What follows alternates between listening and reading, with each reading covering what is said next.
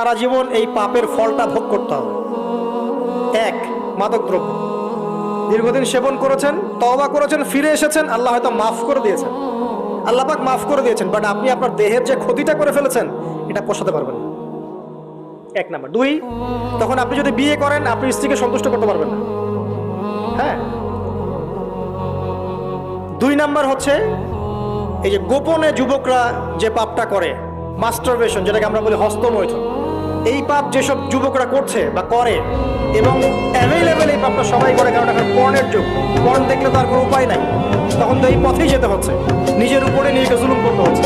যারা হস্তমৈথুনে অভ্যস্ত হয়ে গেছে এরা যদি তওবা করে ফিরেও আসে, শরীরের যে ক্ষতিটা হয়েছে এটা পূরণ হবে না।